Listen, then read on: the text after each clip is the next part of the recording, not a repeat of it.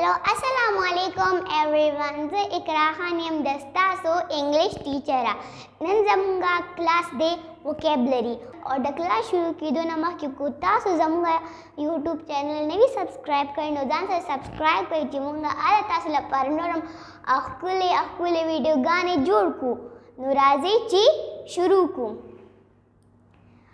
بېشرم ته په انګلیش کې څه وایي بېشرم ته په انګلیش کې وایي shameless. Number 2 حفاظت کول حفاظت کول ته په انګلیش کې څه وایي حفاظت کول ته په انګلیش کې وایي protect. تاسو به داسې څنګه وایي چې الله د ستاسو حفاظت وکړي تاسو به داسې وایي may Allah protect you. Number 3 پرېښودل پرېښودل ته په انګلیش کې څه وایي پرېښودل ته په انګلیش کې وایي لیو پرېښودل ته په انګلیش کې وایي لیو. تاسو به داسې څنګه وایي چې هغه غواړي چې دا کلاس پرېږدي she wants to leave this class هغه غواړي چې دا کلاس پرېږدي. Number 4 اوس هم ته په انګلیش کې څه وایي اوس هم ته په انګلیش کې وایي still.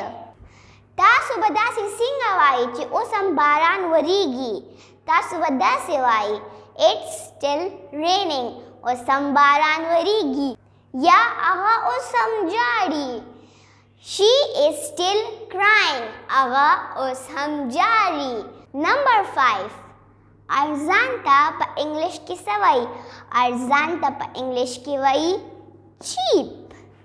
For example my dress is cheap زما ډرس ارزان دی. Number 6 ښایسته ښایسته ته په انګلیش کې څه وایي ښایسته ته په انګلیش کې وایي beautiful. اوس تاسو ما سره دوه ځل ووایئ beautiful beautiful. Good. For example, Leila is a beautiful girl. Leila yo khesta jinaida. Number 7. Sada. Sada ta pa English ki savai. Sada ta pa English ki vai simple. Ustaz masra duazal why simple simple. Great.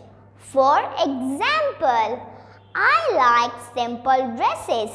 Zama sada jame khokhigi. Number 8 sakht sakhta pa English ki savai sakhta pa English ki vai difficult.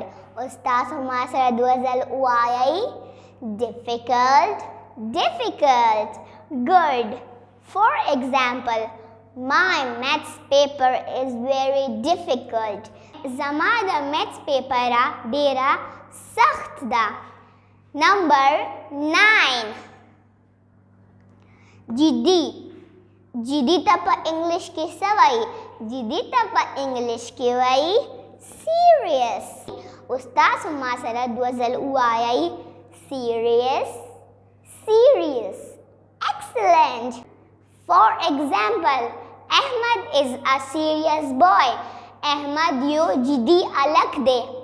Number 10 आसान ta pa English ki savai आसान ta pa English ki vai easy. For example, English is an easy language. English yo asana jabada. مننه داسې نور ویډیوز لپاره موږ لایک اینڈ فالو کوئ او د مکمل درسونو لپاره زموږ یوټیوب چینل ته سره سبسکرایب کوئ.